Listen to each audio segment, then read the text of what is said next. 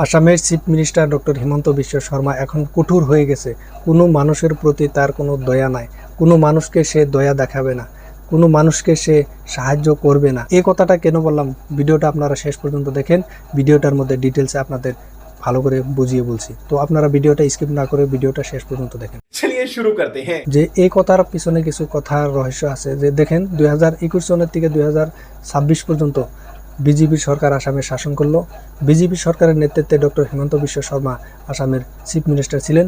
আর তিনি 2021 থেকে 2026 পর্যন্ত 5 বছর চিফ মিনিস্টার থাকাকালীন, মানে 2021 থেকে 2024 পর্যন্ত তিনি তেমন কিছু মানুষের হারাহাস্তি করেছিলেন না। তেমন হারাহাস্তিমূলক একটা কাজ বেশি করছে। তিনি কি করছে, যে যেসব মানুষ সরকারি বেদখল মাটিতে জায়গা করে ঘর বাড়ি বানিয়ে আসিল, সেই মানুষদেরকে ঘর দেওয়ার ভাঙ্গে মানে তাদেরকে অন্য জায়গায় পাঠিয়ে দেওয়া হয়েছে। তারা কোথায় গেছে তাদের কোনো ডক্টর হিমন্ত বিশ্বর পরোয়া নাই। মানে তার একটাই উদ্দেশ্য যে আসামের মধ্যে থেকে যে সব সরকারি ভূমি আছে সেই ভূমি কয়টা তার সরকারি খাতায় আনা তার একটা টার্গেট আছে। সে এই টার্গেটটা পুরা করার জন্য যেসব দুঃখিয়া গরিব দুঃখী মানুষ আসিল, সেই মানুষদেরকে কোনো দয়া অনুভূতি সে দেখায় নাই। সরকারি অনুযায়ী যেসব মানে রুলস ছিল, সেই রুলসও হয়তো কি জানি সে পালন করে নাই। কেন পালন করে নাই?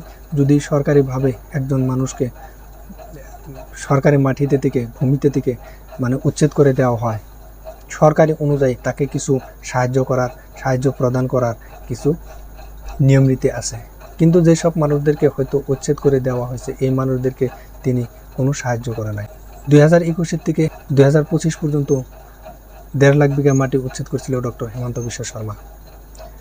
তো 2026-এর ইলেকশনে তিনি একটা কথা বলেছিলেন যে 2026-এ যদি আমি মুখ্যমন্ত্রী হইতে পারি, তাহলে 2026-এর মুখ্যমন্ত্রী হওয়ার শপথ গ্রহণ করার পরের থেকেই আমি এই আসামের মধ্যে যত বেদখলকারী আছে সব বেদখলকারীকে আমি উচ্ছেদ করে দেব। তিনি 12 তারিখে শপথ গ্রহণ করলেন।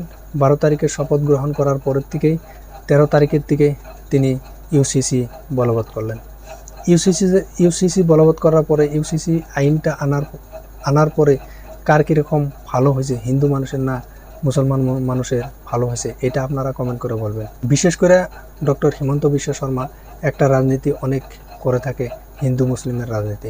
এই রাজনীতিটা ডক্টর হিমন্ত বিশ্ব শর্মা অনেক করে থাকে। তো ইউসিসি বলবৎ হওয়ার পরে তিনি একটা মানে রাইজেকে একটা প্রতিশ্রুতি দিয়েছিলেন যে আমি 2026-এ যদি মুখ্যমন্ত্রীর শপথ গ্রহণ করতে পারি, তাহলে 2026-এ শপথ গ্রহণ করার পরের থেকে আমি যেসব আসামের মধ্যে বেদখলকারী আছে 5 লাখ বিঘা ভূমি আমি উদ্ধার করব।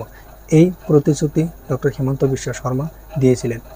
কিন্তু তিনি 2026-এ মুখ্যমন্ত্রী হইলেন, শপথ গ্রহণও করলেন। শপথ গ্রহণ করার পরে তার যেটা কার্যকলাপ ছিল সেটা আরম্ভ করছে। কি আরম্ভ করছে? যেসব বেদখলকারী মানুষ ভূমিতে বসবাস করে আসিল, সেই সব মানুষদেরকে ধীরে ধীরে নোটিশ জারি করা ধরছে। সেই সব মানুষদেরকে ধীরে ধীরে উচ্ছেদ করা ধরছে। তো বন্ধুরা, এই কাজগুলা কত দূর গ্রহণযোগ্য আপনারা কমেন্ট বক্সে কমেন্ট করে জানাবেন। তো বন্ধুরা, ভিডিওটা যদি ভালো লাগে লাইক কমেন্ট শেয়ার করবেন, আরও চ্যানেল নতুন হলে সাবস্ক্রাইব করবেন। এই ভিডিওটা এত সময় ধরে দেখার জন্য আপনাদের সবাইকে অসংখ্য ধন্যবাদ। মিলে কোনো পরবর্তী নতুন ভিডিওর সাথে।